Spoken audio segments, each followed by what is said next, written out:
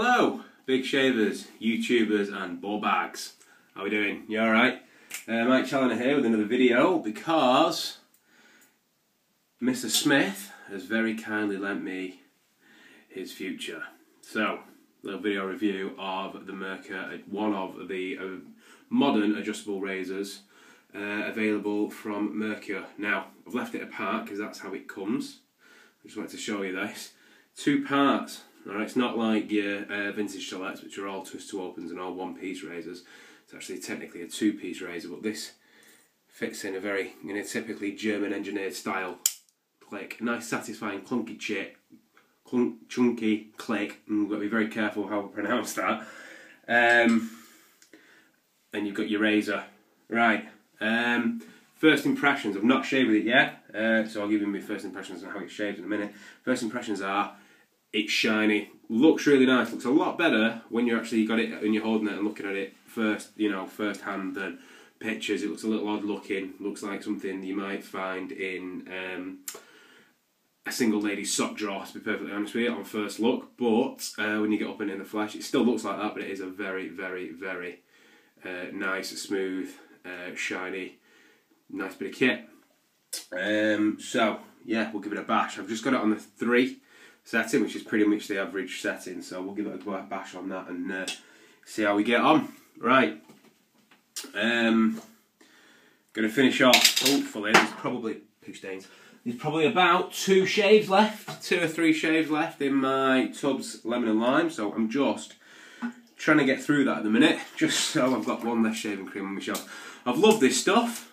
But it would have to be something really, shaving cream, there are so many out there, it'd have to be something absolutely amazing for me to try it again, unless I've tried, got through every single soap that I've wanted to try, and there are still numerous out there that I've not tried yet. Mike's soap from Brooklyn being the main one at the minute that I want to give a bash, so I'm just going to face lather this one up, and hopefully, I don't want to throw any away though, but I've probably got about another, I said 2 or 3, maybe 4 or 5 shaves left on that one, so let's quickly face lather and we'll get on with the shave. I'm using a Perazzo Pre to start us off with. Need a bit more water there. There we go. Now it's starting to bubble out. Alright. Other thing as well I'm going to do today, craziness, getting rid of the beard and the goatee, the goatee and the moustache, because I've sported one pretty much continuously since I was about 21, and I just shave it off periodically just to remind myself of why I wear one, because sometimes you do get a bit of stick for it, but I look about 17 and I don't have a chin either, so I really don't like the way I look without a goatee. But it's been about a year since I shaved it off last, so it's that time of year where we shave it off, go nope, alright, and grow it back. Now, I don't have the fastest growth in the world, but I'm not back at work for another week, so by the time I'm back there, it'll be business as normal, and I will have some semblance of a goatee left. I think I did actually shave most of my goatee off, just I did shave this bottom part off in another video. Anyway, I digress. Right. Another thing as well is, it's very shiny, so, it's very shiny, it's very slippery, the handle. I'm glad it's got that little notch in there, because otherwise I'd feel you drop it quite a lot, and it's one of those ones where you need a dry hand to shave it. And the other thing is, I actually weighed it.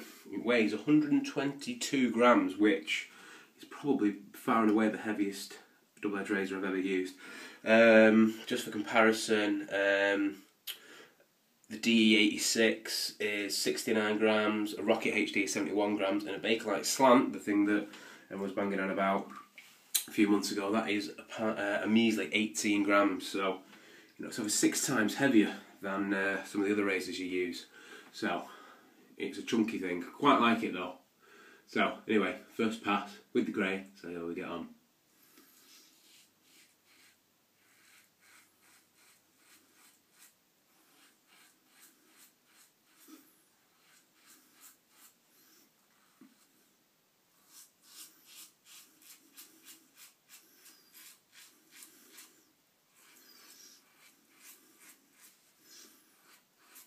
Right, well, early days yet, obviously, but first impressions are very, very good. I'm using an Astra blade, again, that Mike Smith kindly sent me. along with the razor to have a go. I'm not sure he wants the blades back, but I'm pretty sure I want the razor back at some point. So I'll be borrowing it for a week or two, then it'll go back to Baghdad, back to Baghdad.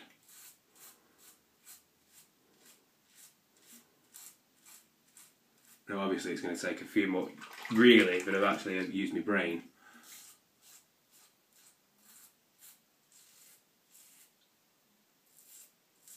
I'd taken some of the length of my beard off before I shaved it, but in fairness, it's a good test to see,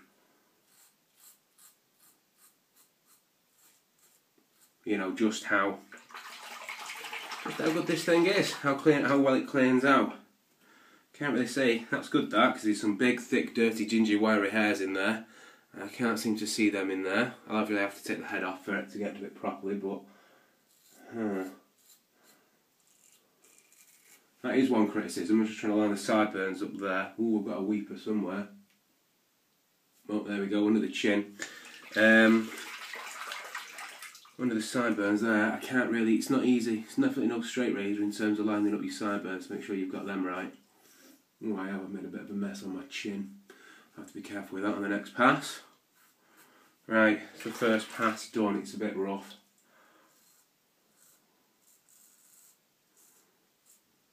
But we'll go over it again and see how we get on. So, initial thoughts on the razor, yeah, pretty good. Especially because I'm just hacking my beard off with it as well. It seems alright. Astra's blade that works for me. Not really my best blade, but not a bad blade by any stretch of the imagination. I think they are probably the most, for me anyway, obviously, blades are a notoriously subjective type of conversation, but for me, I'd say that they represent the best value of money to performance. I do like Vox Shods, I like Gillette Yellows. Other blades that really do work for me, Laser Ultras actually, I would say are up there. I'm not overly keen on feathers, not mad keen on those. I just think they're too, whilst they're very sharp and very efficient, very nick happy, don't know what it is, I just think I have to be extremely attentive when I'm using one of them, otherwise I do get a few nasty nicks. Right, the bleeding seems to have stopped. It obviously wasn't a very bad nick, so that's good. Second shave across the grain, second pass across the grain. We'll just do a 3-pass shave today.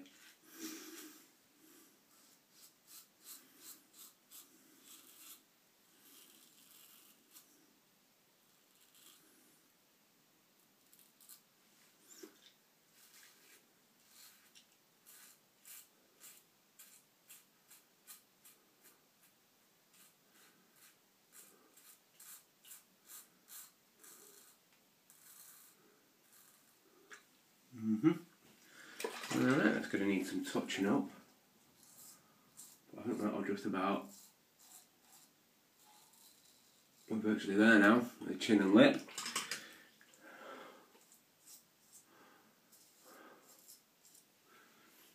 Now you see, now this is what I'm not impressed with really, is how slippy the handle is.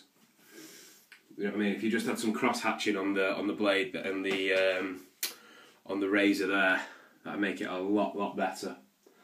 And I also am not over enamoured with the size of the head of the razor, because it's very difficult to line up whereabouts. Very difficult to line up where your sideburns are, so it'd be quite easy to end up with wonky sides. Right, I'll do a final pass, but before we do that, I think I'll just have a bit of scotch.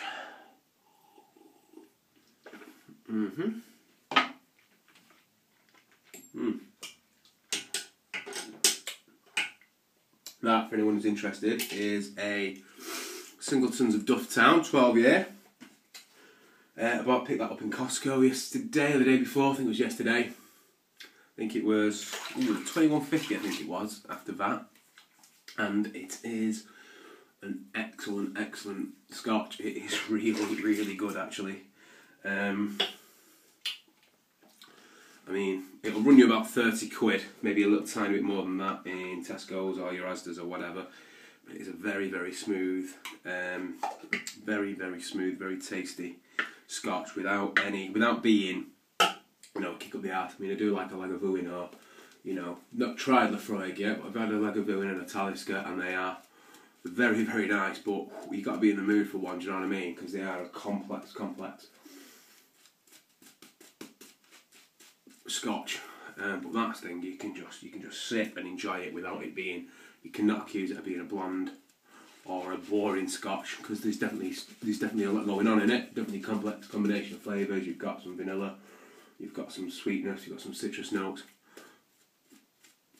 But it is a beautiful, beautiful dram, especially at the price point. It's probably one of the most, well, one of the best, if not the best value for money Scotches I've had, especially when you're picking up at Costco for a little over 20, well, $21.50 I think it was, which is about $33, $34, so not to be sniffed at. Right, last pass.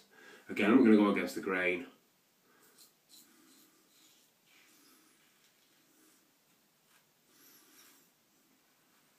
I'm just going to go with the grain to make sure I haven't missed any bits. Again, I think the deal breaker for me with this razor is the handle. It's just too slippy. You've got to make sure your hands are bone dry. And you can see they've got a bit of shaving cream on it, and it's far too slippy. Yeah, I really don't quite like. I really don't like that. Actually, you've got to hold it like this.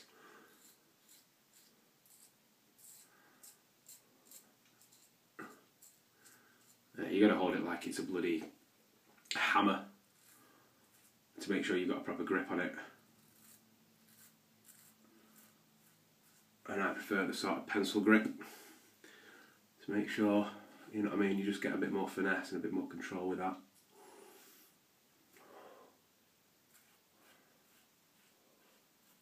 Right, again, there's my nick.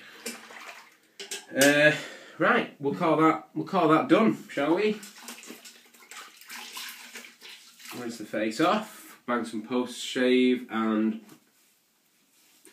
aftershave, or cologne in this case. I'll come back to that in a sec. We'll call it a day. Top lemon and lime. I used the Perazzo Pre. I've used a Merkur futur with a Astra Blade. I've used, brush was a Royal Shaving Silver Tip Badger, which is very nice. Bit floppy, bit soft, but I do find myself coming back to it. Whether or not it's a psychological thing, because it's the most expensive brush I own, or whether I do generally enjoy it, the jury's still out yet. I definitely don't think it's as good value for money as a decent bar brush. I've got an Omega bar over there, which I do really like. I'll clean that off later. No, that was nice. We'll finish it off with some Trumpus extracts of lime skin food. Oh god, there we go. That's what I look like without a goatee. You see, it's not 5 years off me. Fortunately, it's also showing off my double chin. That extracts of lime is a very, very nice post shave. It does feel like it's going to be a bit greasy, but your skin just absolutely drinks it in. And it feels really, really nice. I wasn't over enamoured with it before just because of the viscosity and the sort of shininess on it, but it does feel good on the face, and it smells really good. So that's that. The last thing is I'm going to use some GFT cologne. It's the last bit of the sampler kit I've got from the Trumpus kit I bought, apart from this bit here. But it's a cologne, so what I'm going to do is I'm just going to wet one of my hands and just mix up a bit of water with the cologne and make myself an aftershave. Now this will see just how close, ooh lovely, doesn't taste very nice, just how much razor burn we've got. So I've wet my hand, because to be honest with you, all aftershave is cologne and water really. Alright, we're mixing it in. Smells fantastic.